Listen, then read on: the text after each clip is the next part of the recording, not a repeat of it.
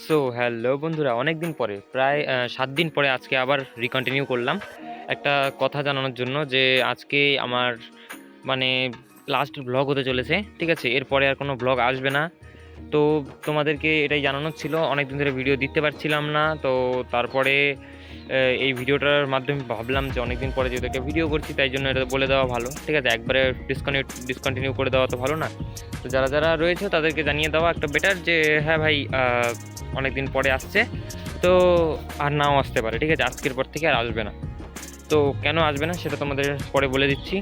তো প্রথম কথা হচ্ছে লাইক সাবস্ক্রাইবটা খুবই কমে গেছে, তাই সেই জন্য প্রথম ডিসকন্টিনিউড। অ্যান্ড দ্বিতীয় কথা হচ্ছে যে পড়াশোনা হচ্ছে না, সেই জন্য ডিসকন্টিনিউড। অ্যান্ড তৃতীয় কথাটা পরে বলি, ইন্টারেস্টিং কথা। ঠিক আছে, তো লেটস কার কেমন পড়াশোনা হচ্ছে অবশ্যই একবার লাস্ট কমেন্টে জানিয়ে দিও।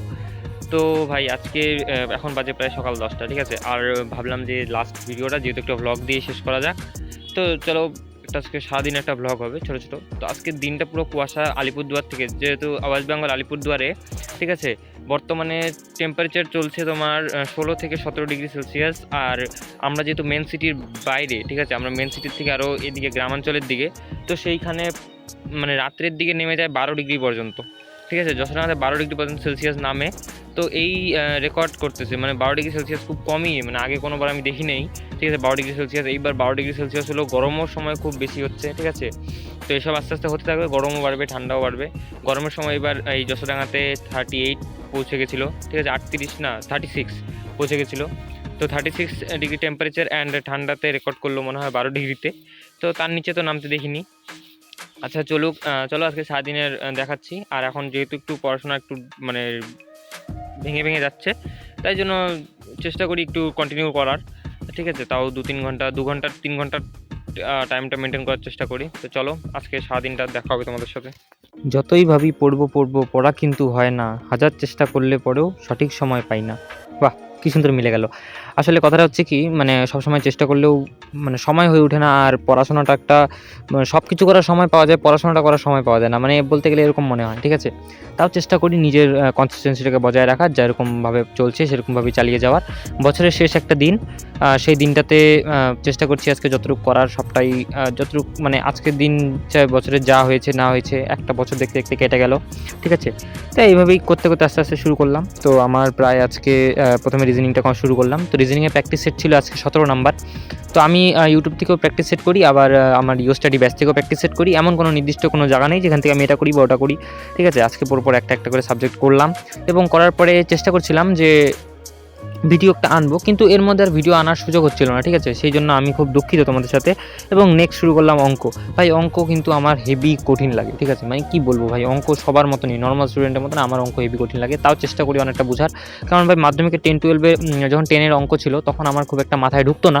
কিন্তু সেই তুলনায় আজকে ভাই অনেকটা এখন একটু কমফোর্টেবল অঙ্কতে। ঠিক আছে, আগের থেকে চেষ্টা করতে করতে অনেক অঙ্কতে পারি।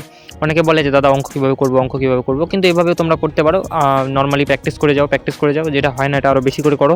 ঠিক আছে, আস্তে আস্তে দেখবে তোমাদের সব হয়ে যাবে। ঠিক আছে, অ্যান্ড হিন্দিটা তো আমি বলে দিয়েছি পরপর, যেগুলো ভিডিও দেখো নেই ডিসক্রিপশনের লিঙ্ক আছে, গিয়ে দেখে নাও হিন্দি কীভাবে পড়বে, সব ভিডিও বলা আছে। ঠিক আছে, আর ভাই এভাবেই আমার নর্মালি সারাদিন যায়, পড়তে থাকি। ঠিক আছে, চেষ্টা করি একটু পড়া, তারপরে আবার কাজ। তো এখন আবার যাবো কাজে। তো এখন ক্ষেতের মধ্যেই, তখন বাজে দুপুর 1:30-2টা বাজে। সূর্য কোথায় গেল? ঠিক আছে, মানে সূর্য দেখে তোমরা আইডিয়া করতে পারবে না। বেসিক্যালি আমার একটা মোবাইলও নাই যে এখন তোমাকে দেখাবো, কেউ নাই আশেপাশে, একদম ফাঁকা মাঠ। ওইদিকে বাড়ি আছে কয়েকটা। ঠিক আছে, আর আমি এই যে এটা দেখতে পাচ্ছ, তো এটা দিয়ে ক্ষেতের মধ্যে দাগ দিচ্ছি, যাকে বলে টানা, তিন কাটা বলে এটাকে সাধারণত। আমরা তো 3 কাটা বলি, তোমরা জানি না কি বলো, একজন তো একখানের। তো তোমরা কি বলবে সেটা জানি না। তো ক্লাস করেছিলাম সকালে 1 ঘন্টার মতন, তারপরে খেতে আসি, তারপর থেকে খেতে গেছিলাম বাড়িতে একবার, তারপরে আবার এখানে আসলাম। আর টাইম পাসের জন্য রেখেছি ফোনের গান। ঠিক আছে, আরেকটা জিনিস আছে, এই দেখো, বুঝতে পারছো, কফি গোল্ড আর কোকোনাট চকলেট, ফেভারিটটা আমার। তো মানে এটাই চুষতে থাকি মুখের মধ্যে দিয়ে। আর এখানে তো দোকানে গেল, মুখের মধ্যে দিয়ে চুষতে থাকি আর কাজ করতে থাকি। তো ভাই সারাদিন কাজ টাজ গেল। ঠিক আছে, আর তোমাদেরকে যে বলেছিলাম আমি যে এটা last blog, actually last blog বলতে গেলে কি আজকে বছরে 31শে ডিসেম্বর, 31 ডিসেম্বর। তো 31 ডিসেম্বরের জন্য শেষ ভিডিও এটাই, নেক্সট আসবে 1 জানুয়ারিতে, ঠিক আছে, মানে কালকে। তো কালকে একটা ব্লগ আনবো। আজকের ব্লগটা আমি ইচ্ছা ছিল মানে একটু আগেই বানানোর, কিন্তু সময়ের খুব অভাবের জন্য ব্লগটা এখানেই শেষ করতে হচ্ছে। আর এখন প্রায় বাজে রাত্রি 7টা, সাড়ে 7টা বাজে হয়তো, ঠিক আছে। তো এখন ইচ্ছা ছিল বানানোর, কিন্তু কোনো কারণবশত বানাতে পারলাম না, I am very very sorry, ঠিক আছে।